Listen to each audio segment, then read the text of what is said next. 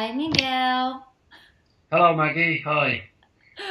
Hi. So let's just get on with it. I'm sitting here with your book, Stepping Stones in the Mist: Life Lessons for Overcoming Adversity. And first of all, I just want to tell you, I read a lot. And I've read so many stories written by people sharing their life stories and situations and so on and so on. And Mm. they're often incredibly honest and, honest. But this is something else. I mean, I literally felt like, you know how Instagram has these filters that you can apply? I read your book and I thought this is a book written without filters.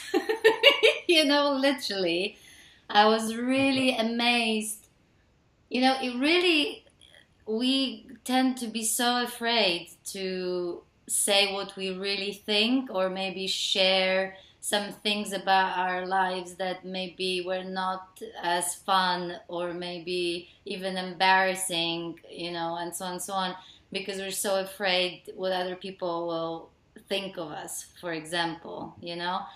And that's why, to me, it really takes balls, to otherwise known as vulnerability, to be able to write in such a way. And I actually felt that it almost as if you just left your diary that you wrote just for yourself, and I picked it up and read it.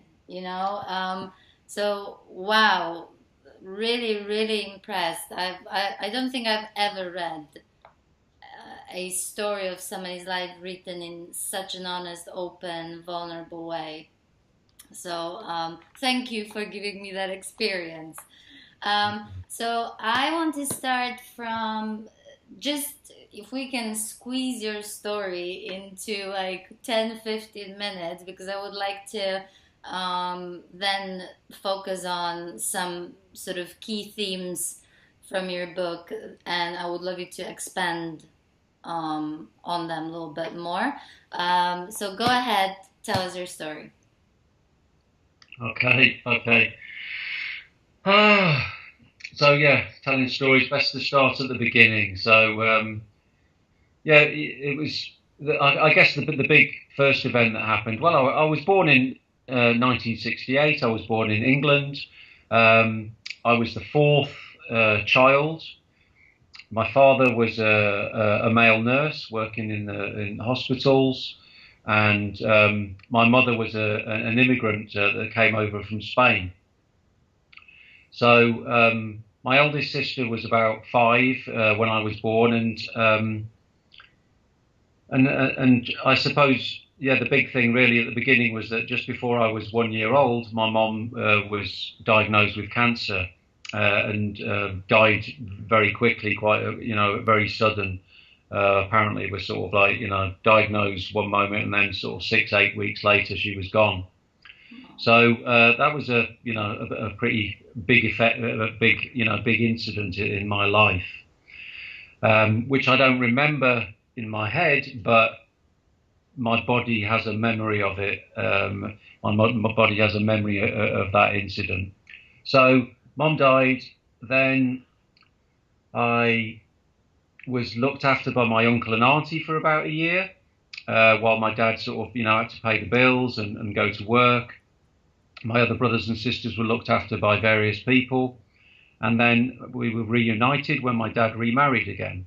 And um, we were living in St Albans at the time, down sort of not far from London. And then we moved up to Staffordshire, and my half brother was born. So then there were five of us, and my stepmother and my dad. Um, but I guess the strain of looking after four children that weren't her own, and also her own son as well, proved to be pretty challenging for my stepmom. And this just ended up really in her becoming increasingly angry, and she became quite abusive, and she had a real temper, and she would be quite violent, and So really, the sort of overarching theme of my childhood, my memory really was that things weren't safe, and I was always sort of anxious and in fear, waiting for it to explode again, and the next eruption and the next sort of physical assault, really. So I guess I don't hold. Maybe there's a little bit still, but I feel that I've come to terms with my stepmother and my father, and there's no real blame there, really. Mm-hmm. I know that they were doing the best that they could. My dad was busy out at work doing what dads of that generation did, putting food on the table. And my stepmom just did the best that she could. And I know that she didn't have the easiest of childhoods, and neither did my dad. So they did the best that they could, and there were good times that that it was not like I mean, I've read stories and I've met people that have had horrendous childhoods and so on, but it wasn't like that. But there was enough negativity and enough fear for that to be the key ingredient, and that resulted really in me having low self-esteem, and kind of like a feeling that I'd never amount to anything. Mm-hmm. I wasn't worthy of love. And that I wasn't a good person, which I didn't realize at the time.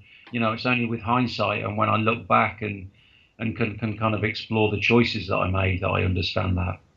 Which is incredible, given that you were not the one doing the bad things, I mean, so the idea that you were already thinking such early age that you were not a good person is like, wow. Yeah, Too early yeah. for that, or in fact, should never happen. Mm, well, it is. Yeah, I mean, it's that I guess when things happen to children, they nearly always interpret it as their fault. When external things, it's always your Yeah. fault. If there's force or anything like that, it's nearly always the child will internalize it as being their fault. And the other Yeah. thing that you said that was interesting there was that that shouldn't have happened or wasn't meant to happen, but my now is that it was all meant to Mm-hmm. happen. No, It was what I mean prepared. by that it's so sad when, as Yeah, children, we get to have this kind of ideas about ourselves so often in such an early age, and that's what I meant. yeah. Yeah. I understand, Maggie. Yeah, yeah. It's the old "give me a boy and I'll show you the man." We're so impressionable when we're young, aren't we? And we Mm-hmm. really absorb all those external information that really sort of becomes our frame of reference, if you like. Yeah, the perspective, the window that we see the world through. Yeah. So so yeah, I mean, if I fast forward a little bit, by the time I was 18 years old, I was just so desperate to leave home. I was really keen to go. It was very controlling sort of atmosphere at home, and yeah, I started listening to sort of Bob Dylan and Pink Floyd and some a bit more far out sort of music, and I guess this sort of slightly rebellious aspect of me began to be awoken a little bit. So the first thing I did was I got a job, any job really, to save some money as quickly as I could, which just happened to be working for McDonald's, which is pretty ironic, really, based on my outlook on life and the company that I would be least likely to work for now. But that was what happened, and I saved up some money and I went to Israel to live on kibbutz for a little while. It was, I just wanted to get as far away from home as possible, really. And it was like, it was, I'd already started growing my hair and dressing a bit alternatively, shall we say. And I just wanted, I wanted some freedom, and I wanted to do what I want to do. I was really excited by, okay, now I'm in the driver's seat. Now it's up to me. Yeah. But I guess what happened quite quickly, really, on returning from Israel, I had some interesting experiences out there, shall we say? But I came back and quite quickly fell into a pretty shadowy sort of world of sort of drugs and crime and alcohol, and ended up sort of living on the road as a New Age traveller for about 7 years. Mm-hmm. And that was quite an education. Can you say a little bit more about the New Age travelers, like to those who might not have a clue as to who are these people? What is this group? Okay, yeah. So New Age travelers, I guess it sort of started in a way from stuff like free festivals that happened at Stonehenge Mm-hmm. and Glastonbury, and sort of sacred sort of druid sites and places like that. So it was really, I guess it started in the 60s, with the sort of birth of flower power and Mm-hmm. free love and getting high and all that sort of stuff. And it was a bit of a sort of knock-on effect from that. And I think, instead of people were going to festivals and then, going in vans and so on. And then, I mean, the same as it happened for me, that was exactly what happened for me. Was I went to a few festivals, had a little van, and then sort of thought, well, let's just make life into one big festival. Why go back into a house, in between? Let's just live in the van. And so people started living in buses and converted trucks, and all sorts of, caravans and all sorts of different vehicles, Mm-hmm. just traveling around the country. Right. And around the world. There was quite a big New Age traveller scene in Europe and so on as well. Sometimes doing work, sort of seasonal work on farms. I work sometimes tree planting on mountains in Scotland, sometimes pulling mussels out of the lochs in Scotland, working sort of, on fishing boats. And, more illegal type work, because there was quite a lot of drug dealing and, yeah, there was a lot of criminal activity, quite a lot of stealing and stuff like that. So, Anything to, so that's incredible because when I imagine this sort of group, you think hippie, you think joyful, free, all these sort of positive things, and yet it had a completely different side to it. yeah, yeah. I mean, the New Age traveller scene was, I would say, really that it was as diverse as mainstream society.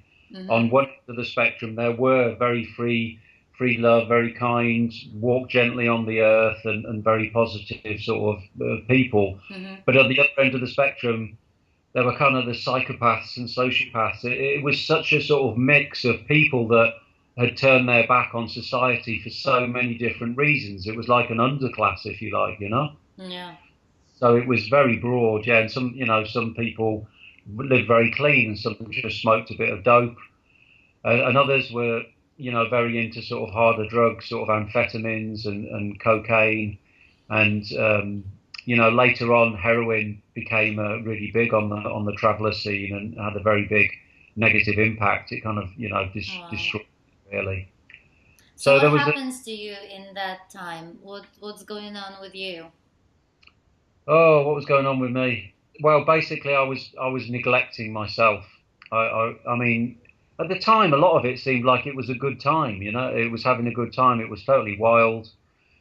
Um, And as I say, I experienced all the different aspects of the New Age traveller scene. Mm-hmm. I guess in the middle, I gravitated towards the real sort of crazy element of it, where really you just had to be out of your face on something just to be able to cope with the chaos and the madness that it was. Really, there were fights would be kicking off. I was shot at a few times. I was attacked with baseball bats, with knives. It was just really pretty anarchic, really, I guess. And a lot of people got ill. I picked up hepatitis C somewhere. In that chaos, there were people that were carrying AIDS that lived on the road. There was Mm-hmm. times when I had body lice, and it was just My really, God. really crazy. So how And many I, years did you spend with this group or living that sort of lifestyle? yeah, for about 7 years. About Wow. 7 years. Yeah, and in that time, I got myself very ill.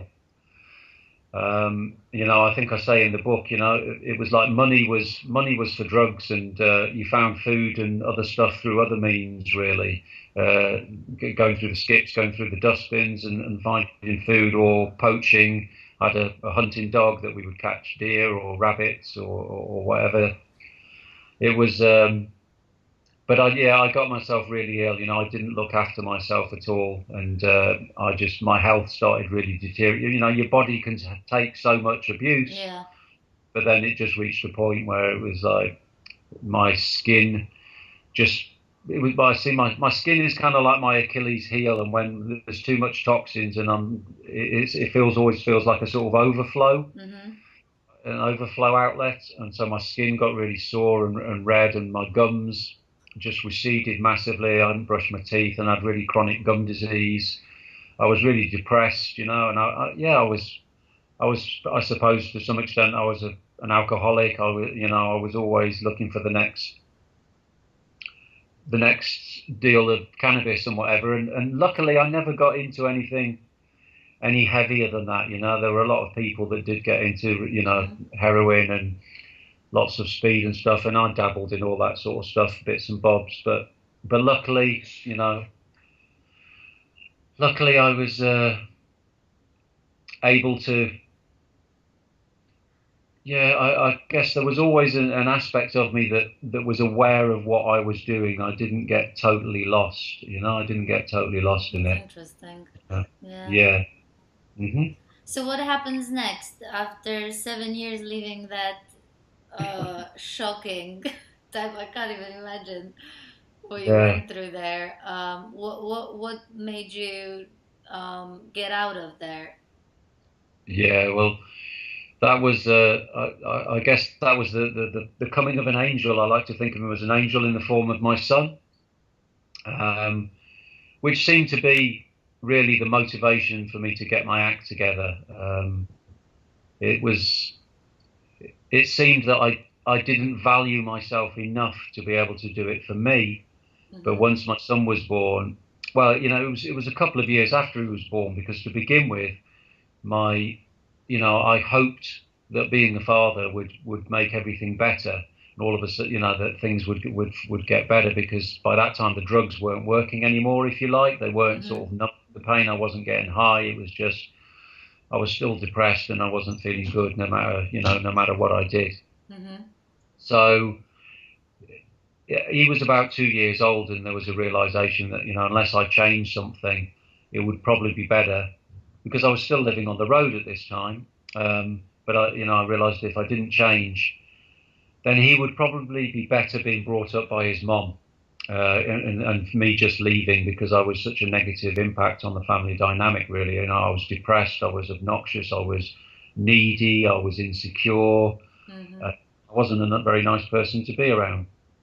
Um, but yeah, somehow I made the decision to go and see a counsellor. I was terrified, but I'd heard that you go and see counsellors if you're a bit messed up, or if you need some help.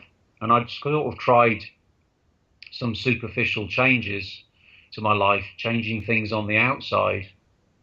But I was yet to discover that if you really want to make change, it's always an inside job, and you always have to change your inner world, as well as the outer Mm-hmm. world. So I went and found a counsellor. It's a story in itself, but I won't go into that. And what I would say was that I was really ripe. I was really ripe for change. And so I just had a few sessions with this guy, and all of a sudden, everything began to become clear. I could see why I'd been living the way that I'd been living, and I could see how it was related for the first time to what had happened in my childhood.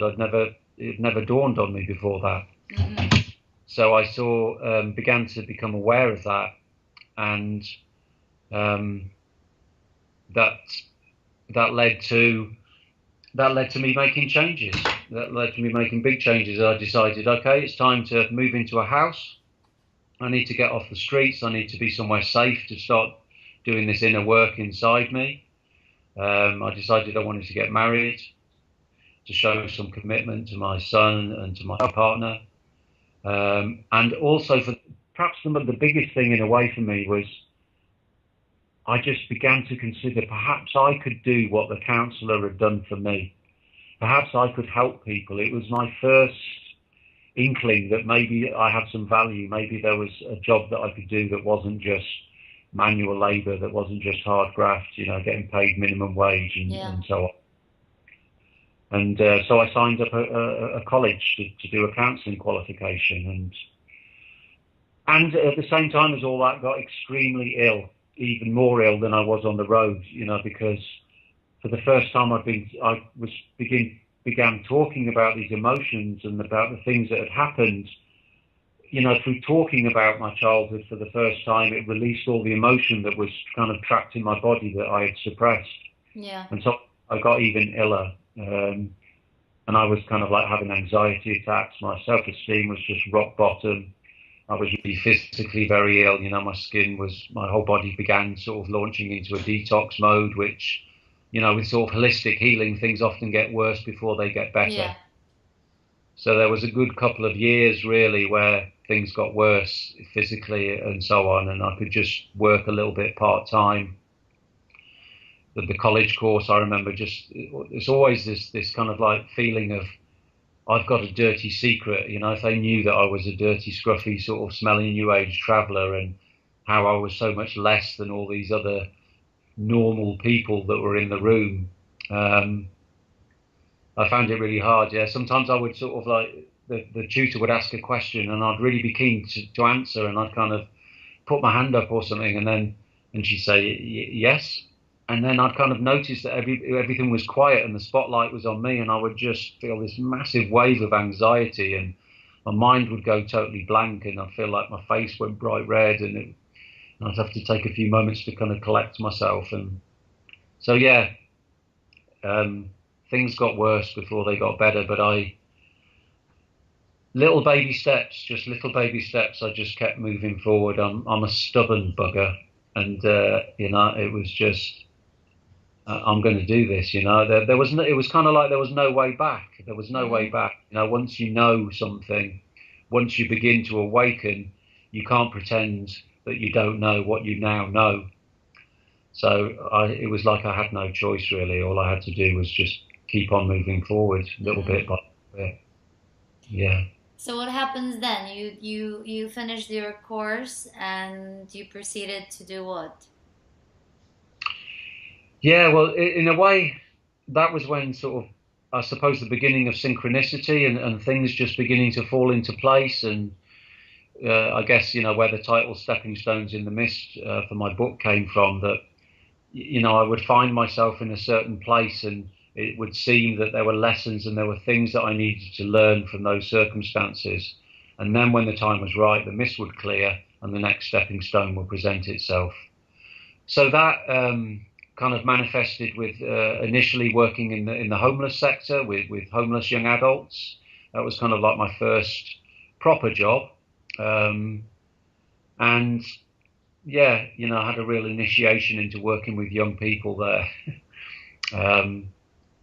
And then that progressed. I started doing qualifications, youth work qualification after my counselling qualification, and then teaching qualifications got offered to me, where I was working in the homeless sector. And then that led to me changing work to moving in further education, working with disadvantaged young people there,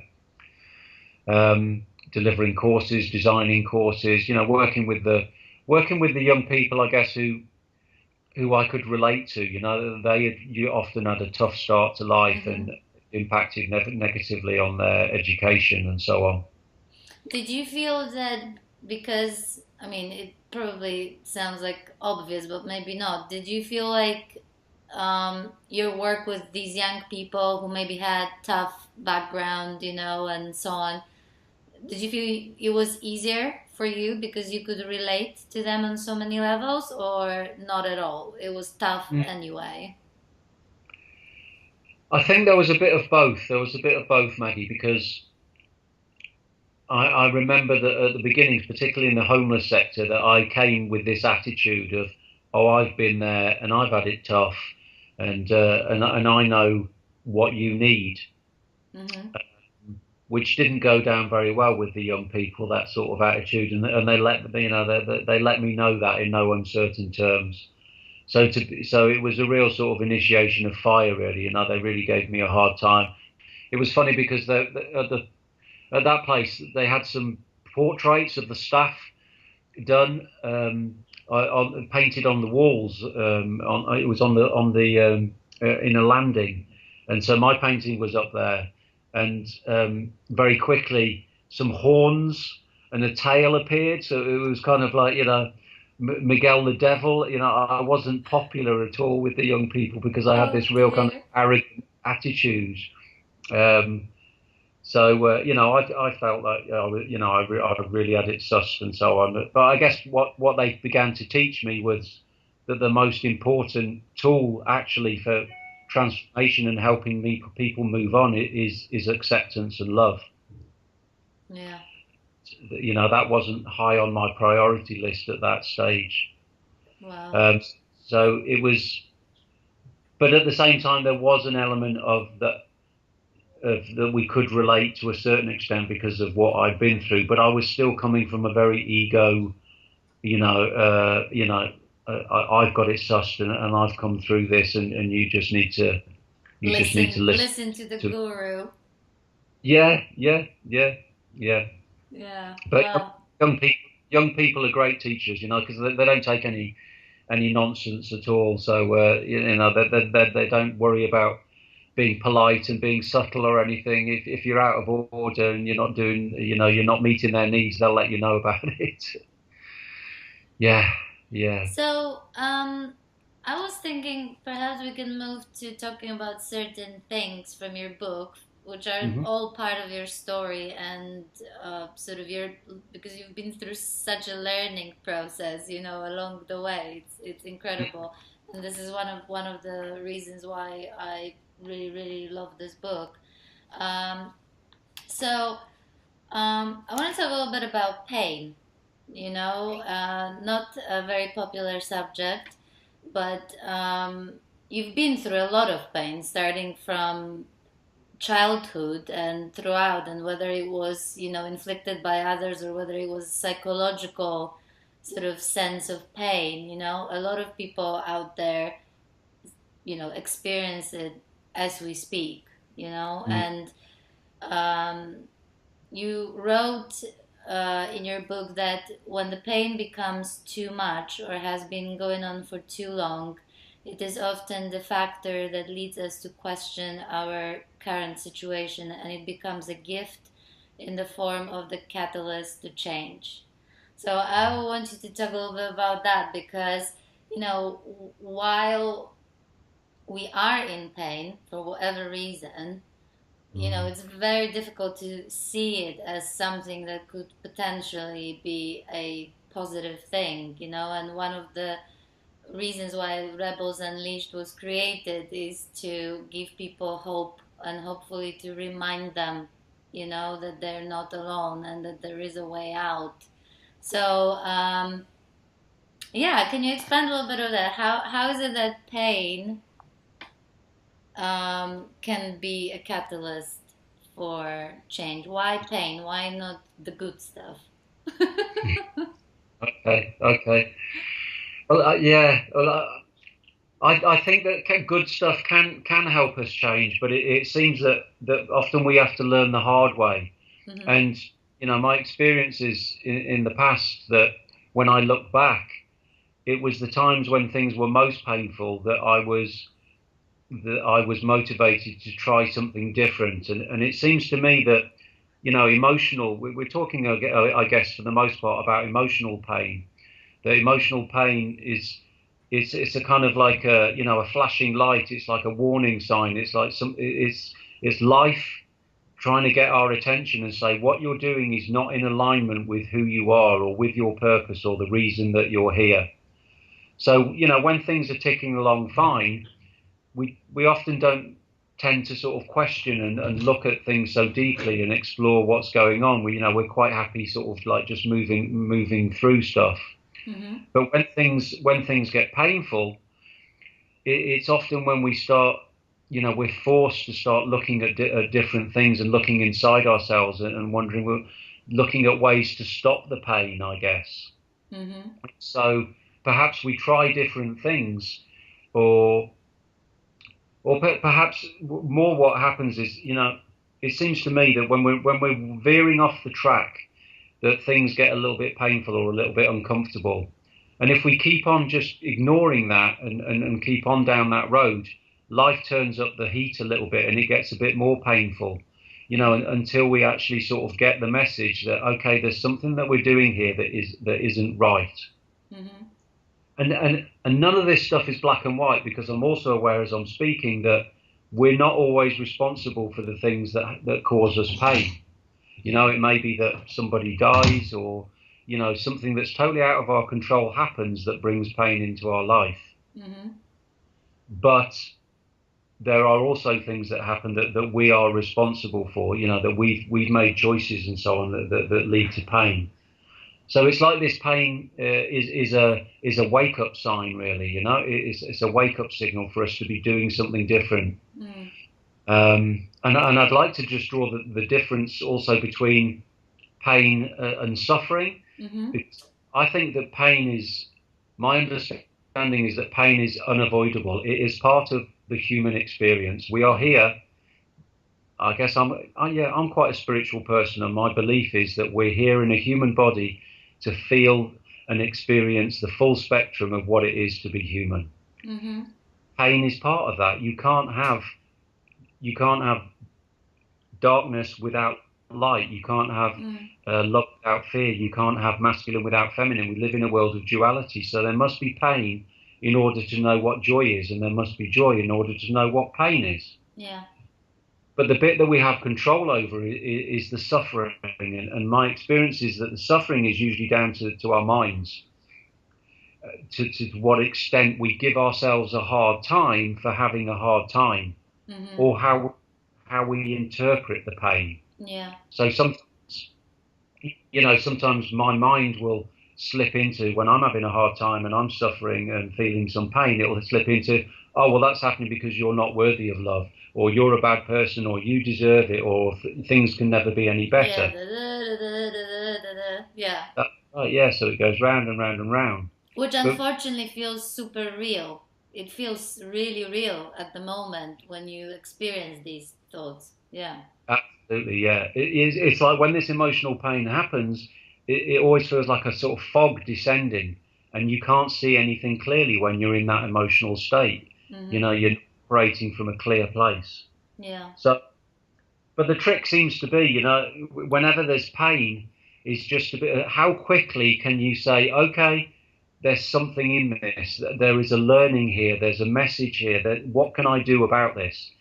And sometimes, when I look back, there was pain for years, and it was years in between before I could look back and go, oh, that's why that was happening, and if that hadn't have happened, it wouldn't have led to this learning or this understanding or this chance encounter with this person that helped.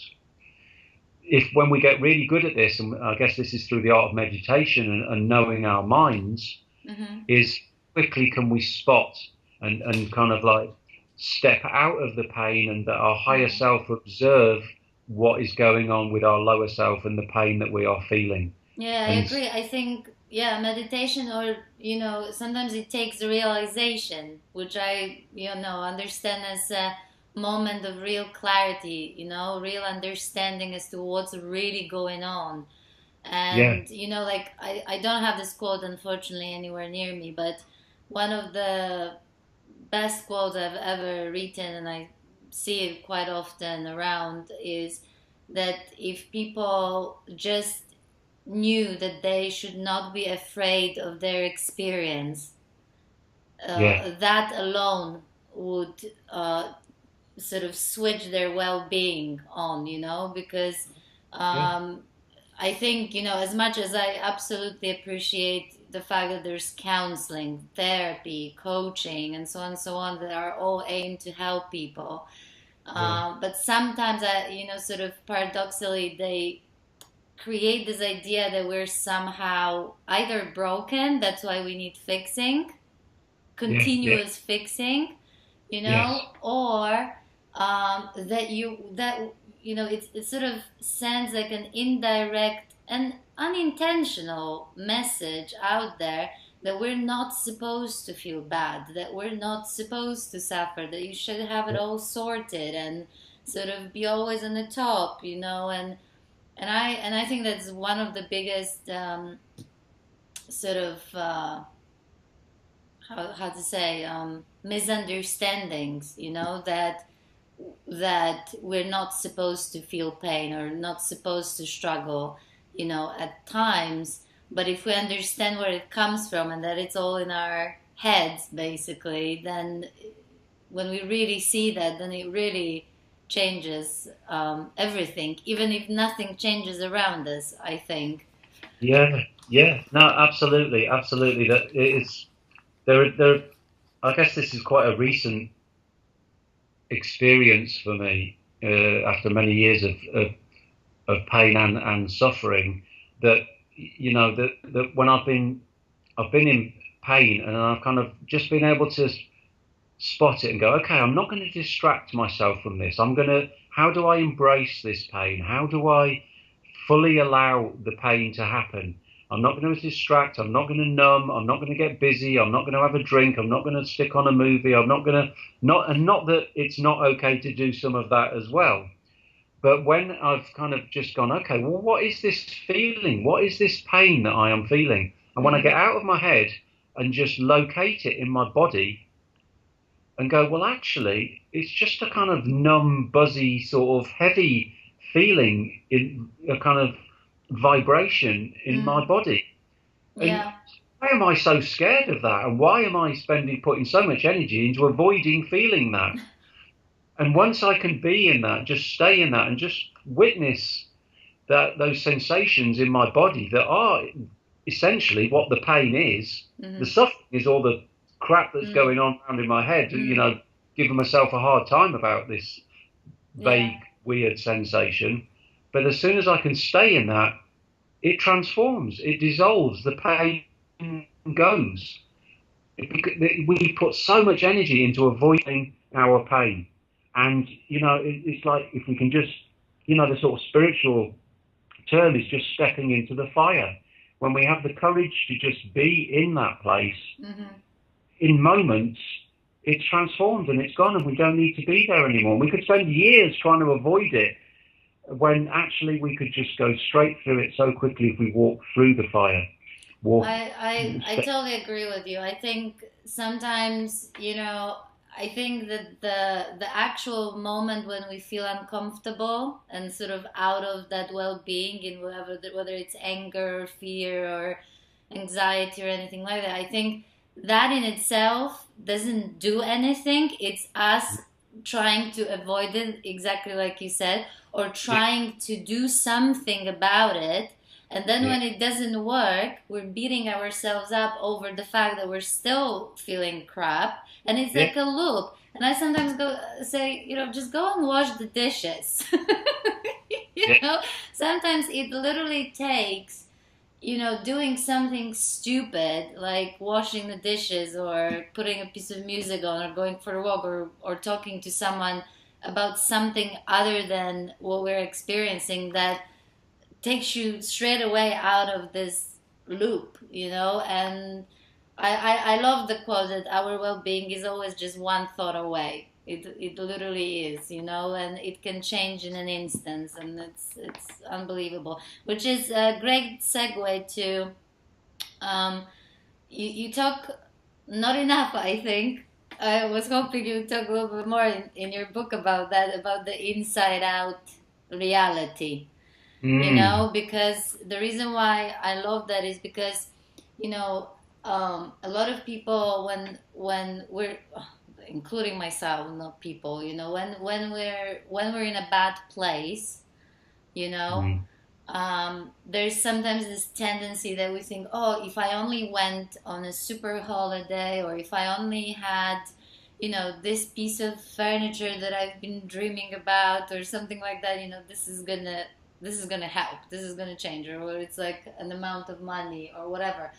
But very often people think that also, like escaping somewhere physically, maybe traveling somewhere is going to take them out of that place Yeah. that they're in. And in fact, you said that it does not really matter where you are because you're always with yourself.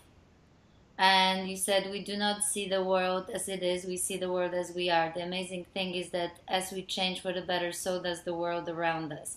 So, yeah, if you could talk a little bit more about that urge, you know, how it is really not true that if we go somewhere or buy something or whatever that is gonna Mm. make us feel. I mean, I'm sure if someone got me a car now, then I would be pretty pleased for a moment. But if I'm in a bad place and I've been there for a while, this is just a temporary pause, I Yeah. suppose. That kind of thing. So, can you talk a little bit more about that? Yeah. Yeah. For sure.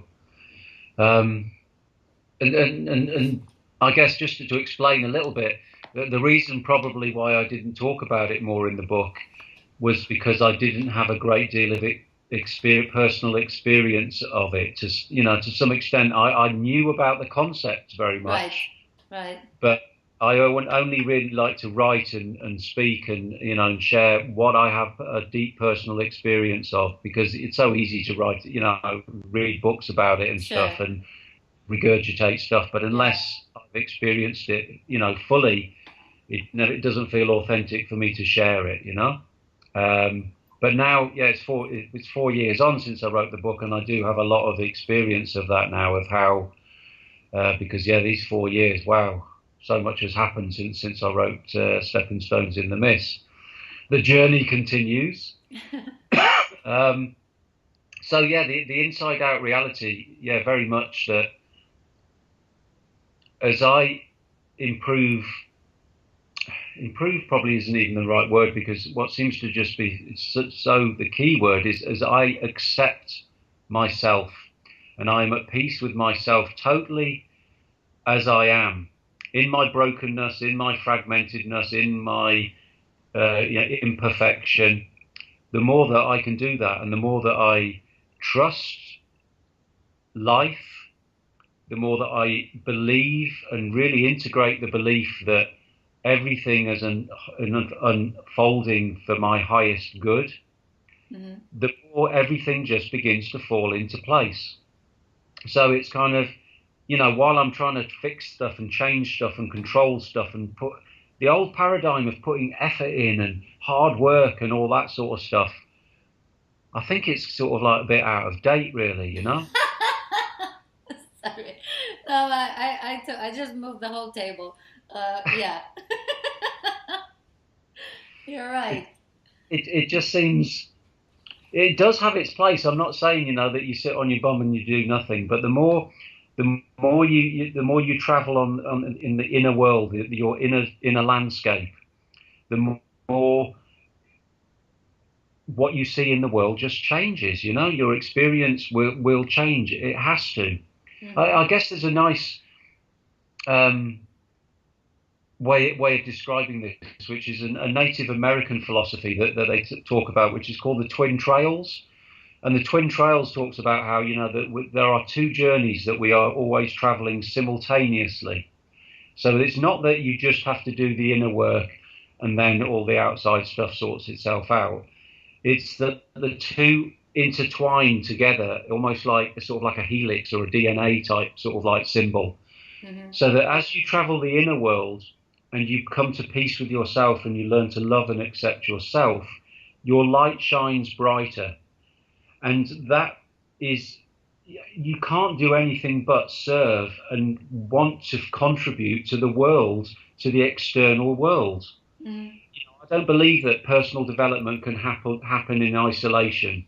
Personal development, real personal development, and I'm not even comfortable with the word personal development, because the I whole get you. I get you. whole person thing suggests that you're separate, sort of thing, and we're not separate. We're all interconnected.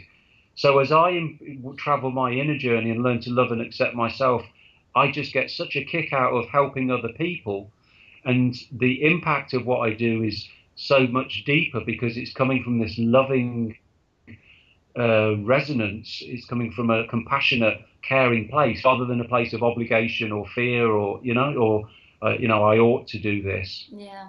The more I change the inside, the more I want to serve on the outside and the deeper that impact is. And then the more nourished I get from what's going on in the outside, the brighter my light shines on the inside. And so it's like this kind of feedback loop that keeps going backwards and forwards. Yeah. But you can't do the outside stuff just in isolation because a lot of people do that and they end up burnt out. You know, to just give outwardly, I know this is a gross generalization, but as a distraction from doing their own inner work, because it can be very painful and it's more uncomfortable to try and sort your own crap out. Sometimes to step into that fire, to go into those dark places within yourself where the keys to transformation lie. It's easier to go and fix everybody else. And, I'm such a good person, I'm helping everybody and I'm saving the world. But actually, I'm meeting my own needs massively because I'm avoiding this really dark, scary place inside myself that I just don't want to go.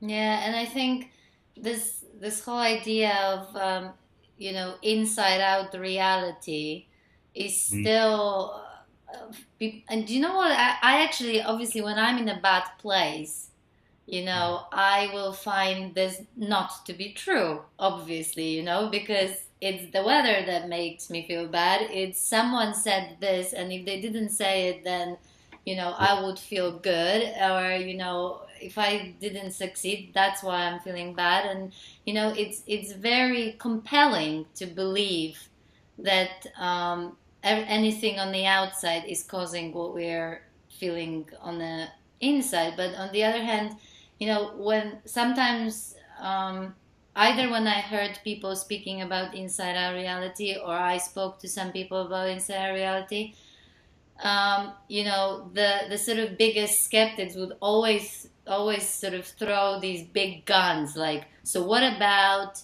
Auschwitz?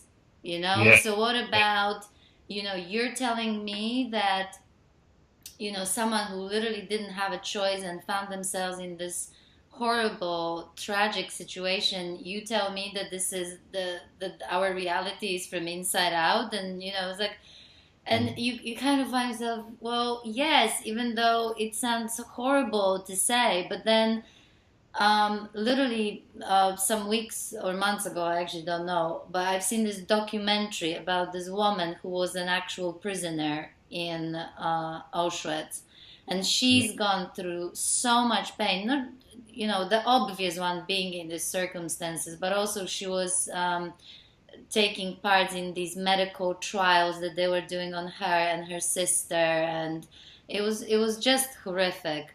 And while there was a trial for to bring those people who are still alive, the Nazis and so on, to bring them to justice, she actually she stood up and she went to the guy, the former Nazi who was responsible for the pain she's gone through, and she gave him a hug and she told him that she forgives him. I mean, it literally gets me just to think about that, and and it's okay that there will be the former prisoners that will hate these people and they will still feel a lot of pain associated with it. But then there will be the ones who sort of seem to connect with something deeper that takes them beyond that experience that they have and give them the ability to forgive even the worst atrocities, and this is why I'm thinking, that if really our well-being was dependent on things on the outside, then we would all have to be pissed off about the same things, and we would have to suffer in the same things and in the same way and respond in the same way to the things that are happening outside. And as we know, it's not the case. Do you want to say anything else about that, or shall we move on to the next question? Because I'm really aware of time. I could talk to you for hours. Could I say something just briefly about that? Because I think there's something really key there, and I think where people get confused is Yeah, if we're talking about this stuff just coming from our personal story, Miguel or Maggie, Hmm. then those external, really painful things, we could say, well, yeah, why that's not fair, and and that's happened to me, and that's so unjust, and and how can that be? Hmm. Okay. So if we're coming at it from that perspective, then it's not. It is unfair, and you kind of think, well, why? What is the point, and what is the value of that? So, but one part of that being um, valuable is what we can learn from that, that we can dig deep inside ourselves and find resources and so on that we didn't know that we had. Yeah. But the other perspective, which I really think you really need. Sorry, before I go on to that, the whole Viktor Frankl story in Auschwitz and so on was that Viktor Yeah. Frankl talked about. The last of human freedoms is our freedom to choose. We have a choice over how we don't have a choice over the event, but we have a choice how we respond to what happens, and Yeah. that will determine what the outcome is. But above that, even higher than that, is my my belief that we are souls in the human body, and that these painful experiences are there for the evolution of our soul. Hmm. So and it's not. It's almost like we made a contract. We agreed to come here to experience the fullness of what it is to be human. That's Hmm. a massive spectrum of pure bliss and joy on one end, and total degradation and pain and darkness on the other end. Hmm. So come to experience that. So if we can come from that perspective and see how it's serving our soul, and that this lifetime is just one little blip Blip. in, Yeah. in a great big massive book, perhaps it's just one little sentence in a great big anthology, then Yeah. it all becomes different, doesn't it? It's only when we just assume that life that everything begins when we're born and everything ends when we die. we Yeah. have we have to become from a higher perspective from that, if we are to really see how the inside out reality Yeah, actually and works. it take and to some of us it takes a while, and to some of us it never happens, and that's Yeah. okay too, Mm. I really sometimes get annoyed, how people who sort of have an understanding of these things, perhaps Mm. more than other people, they sort of look down on them, like, I'm the enlightened, I'm the, like, I know, and I think that's why they're giving spirituality a bad rep, and this is why all these things become considered, woo woo, and like, what are you talking about? When really it's all about meaning. It goes back all the time to all of us are searching for meaning in any Yeah. circumstances. And this is why, whether it's pain or whether, you see people who've achieved everything in life that we could possibly imagine, achieving, whether it's money and success and status, and then it's like, now what? And that's when they start searching for something else, which is the meaning. um, I want to talk Yeah. just a little bit about choices, Hmm. just because I think you know me well enough already to know that I'm super passionate about young people in particular, and Hmm. helping them in any way I can. Yeah. Um, and one of the things that a lot of young people bring about, whether I read about it on the internet or I talk to them, is this being stuck and being really afraid to make a choice or not knowing what they want to do. Hmm. you know and for example, you said in your book, perhaps something greater than us guides our choices, and whether we make rapid progress or find ourselves stuck in an uncomfortable place on our journey as a result of the choices, one experience is no less valuable than the other. So I love that idea as well, because I actually don't think there are bad or good choices. They're just choices, and each choice brings something with it. But if you Yeah. can expand a little bit on that, please. Okay. Yeah, I'd love to. Yeah. Yes, I find, yeah, I meet people similarly quite often who are kind of like a rabbit in the headlights. That they're sort of frozen. It's like fright. What is it? Fright, fight and flight, and just kind of like stuck, frozen. So, and I always say, just do something. It doesn't matter. As you just alluded to there, I don't believe that you can make a wrong choice. The only wrong choice is to stay still and not do anything, Hmm. because if you take a step in a certain direction, you may get a sense quite quickly after you've taken a few steps that actually it's not right for you. And that's great, because then you can either retrace your steps or you take a left turn or a right turn and change the direction a little bit. Yeah. Now you've got some information. You've now narrowed down what your options are. That one thing that you've just tried doesn't work for you. So that's great. You've now one step closer to actually working out what it is that you want to do, or where you want to go. Hmm. And I see life, I sometimes use the analogy of the uncarved block. Is in that, to begin with, we start with life. Our life is like a big chunk of wood, and we keep trying different things and chipping different bits off. Hmm. And eventually we see what we're left with.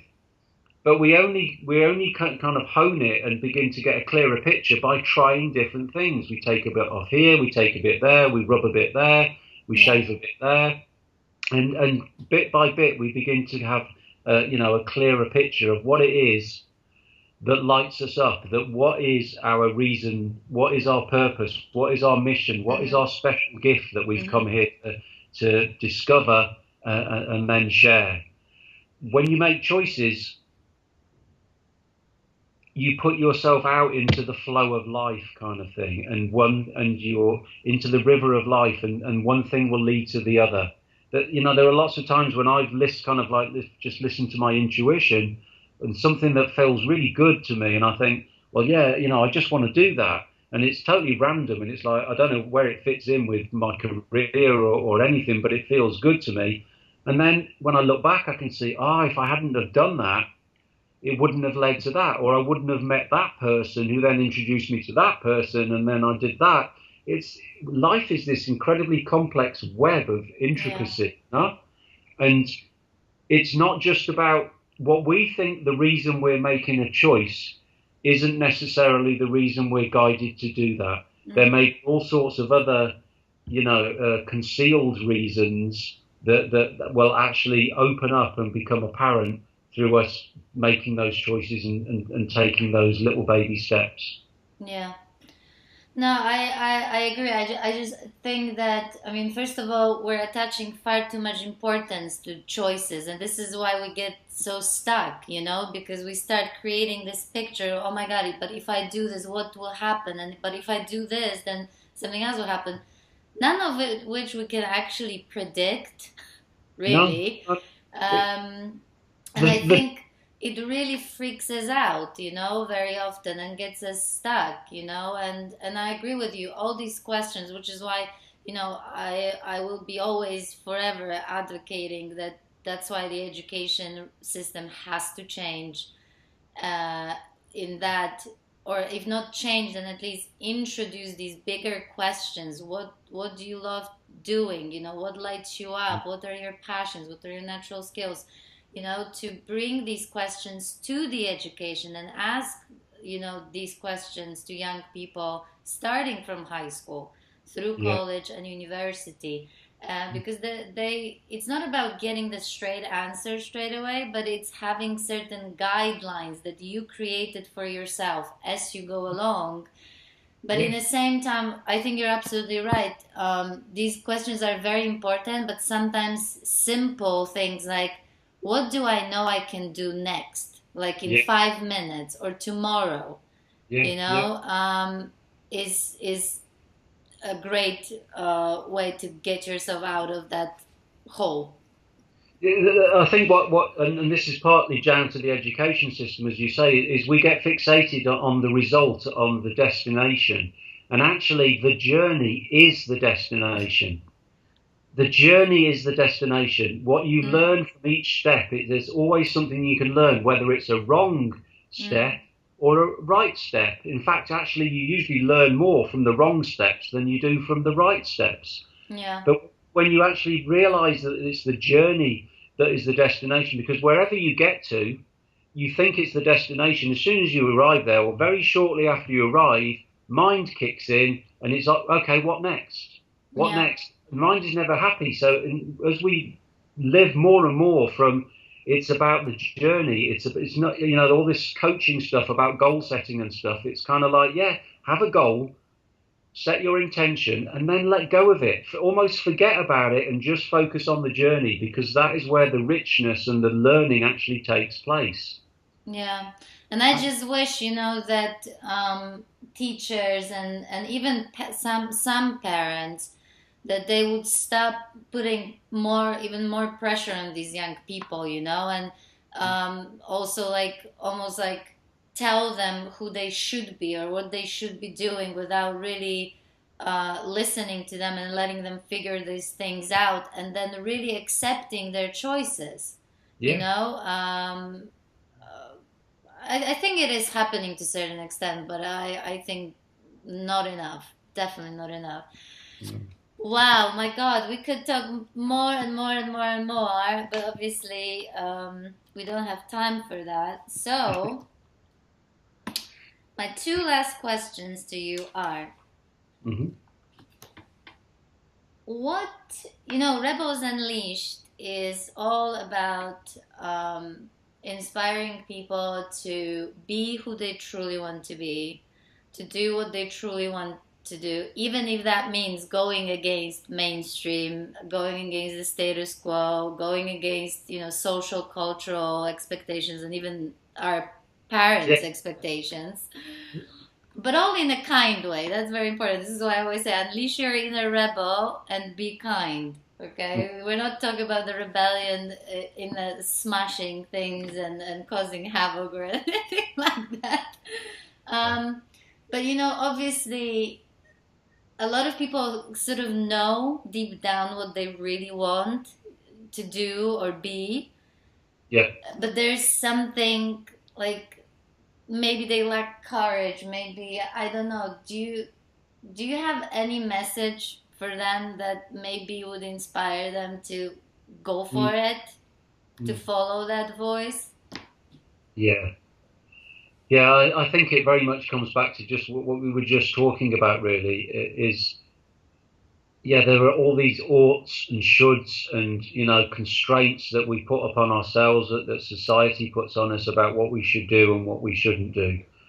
But actually, what society so badly needs, in my experience, is authentic people, people that are doing what they love, people who are doing, what they are called to do, because that is so healing. And let's face it, society doesn't need more status quo. Things need to change, and it will only change by people who are authentic, who are living from the heart. Yeah. So it's kind of like, yeah, just following. What is it that I love? What is it that I love doing? What lights me up? What makes me feel alive? And let go of but that's not practical, and how on earth's that going to happen? Mm-hmm. Because just follow that path, because it doesn't matter. It's quite likely that you won't end up doing exactly what you thought was your dream, but in just setting off on that path towards it, you will open yourselves up to all sorts of amazing adventures that will enrich you, and that will open your heart, and that will nourish you. It's back to that. Don't worry about the destination. Yeah, have an idea of where you'd like to head, and then just say, okay, what is it that I need to do now? What will be the first step? What can I do today? Yeah. Because when we take a step following I like to call it the path of the heart, and the mind, the brain will come in with all sorts of reasons why we shouldn't do it, and it's like, shh, just settle down. I'm just gonna do this anyway, and there may be it may mean that you have to go without status and financial abundance and so on for a certain amount of time. That may happen, Mm-hmm. and that's certainly been my experience. Yeah. I'm not a rich man uh, externally in the terms of the world, but I would say that my riches inside grow massively, and I feel very blessed, and I Mm. feel I really, really love being alive and so on because I do what I love doing, Mm-hmm. and that's just worth so much more than a load of money in the bank or a load of people who, who a load of external validation saying, "Oh, well done, Miguel. Aren't you successful? Aren't you do?" Success in the eyes of the world usually means trampling over a load of other people and having a negative impact on the environment. I Mm-hmm. know that's a gross generalization, but Yeah. it often does. Yeah. So just follow your heart. Do what it is that you love doing because it may take a little while and you will be tested along the way.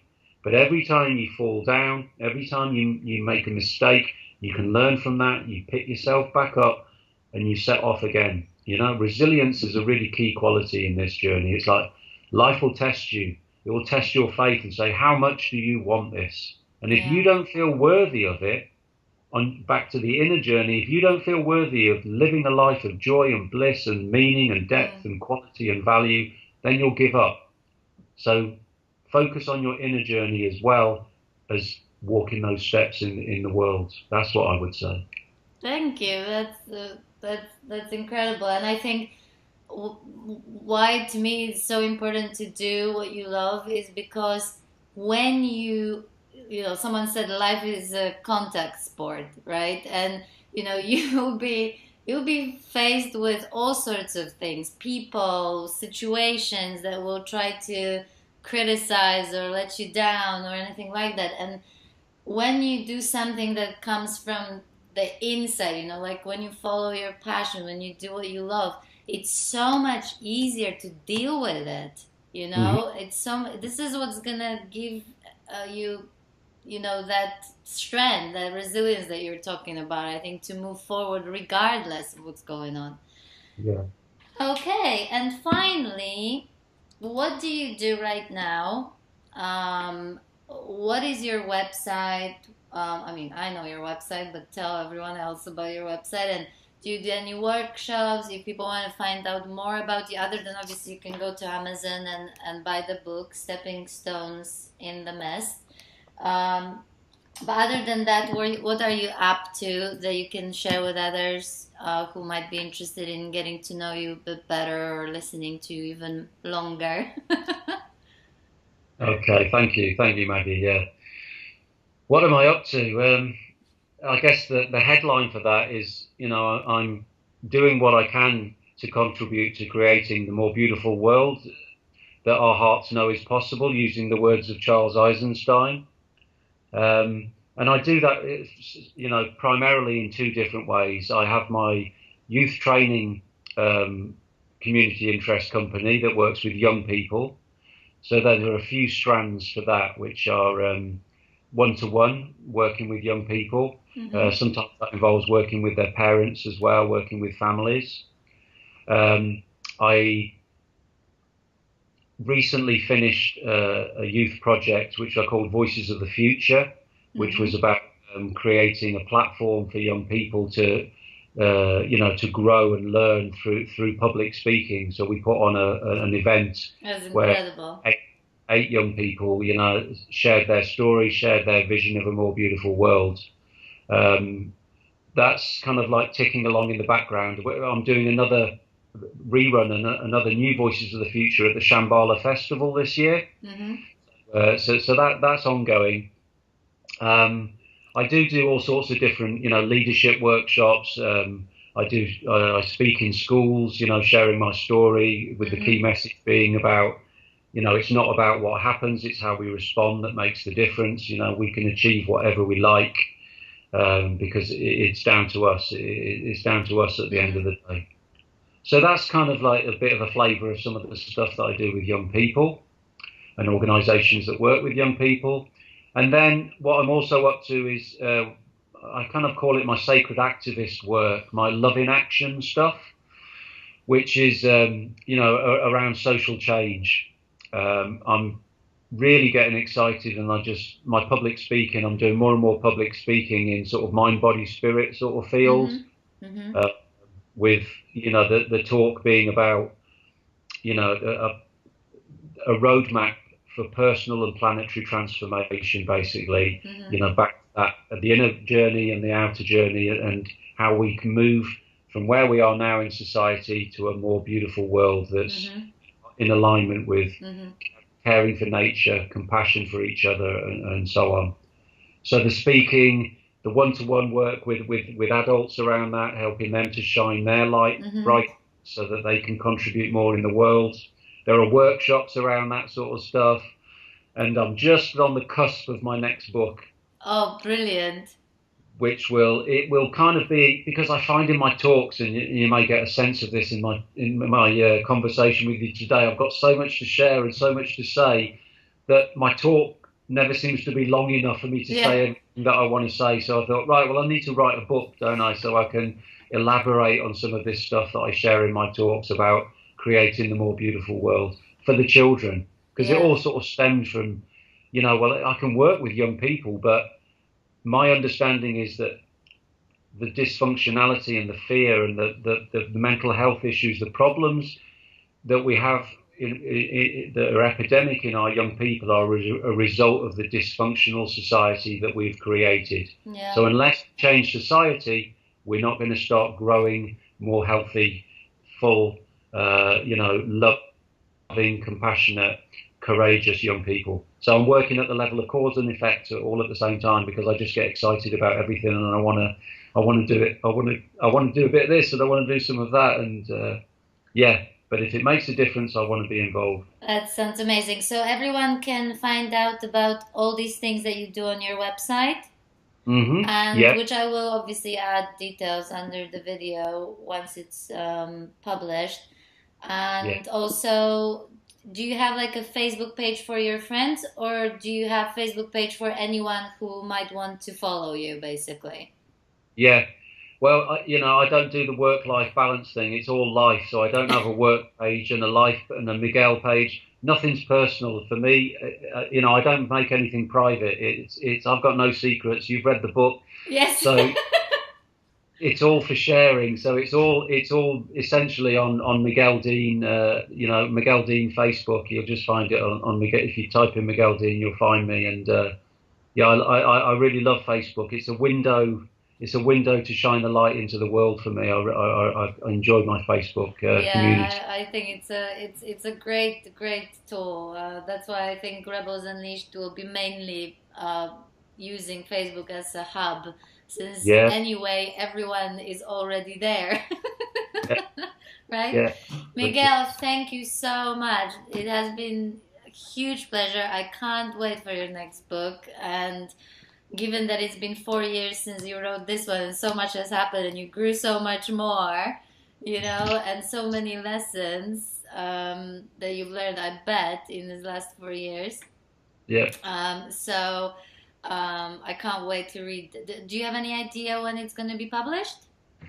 Not really. No, not really. But I mean, I'm in the middle of moving location at the moment, and once I'm in the next few weeks, I'll have landed, and I just know that I need that physical sort of stability outside, and then I think pretty much like Stepping Stones in the Mist, it's going to just fall out of me. Stepping Stones in the Mist was written in about 6-8 weeks. It just happened really quickly, and this one feels the same. I just feel like there's, as soon as I start, it'll just be like.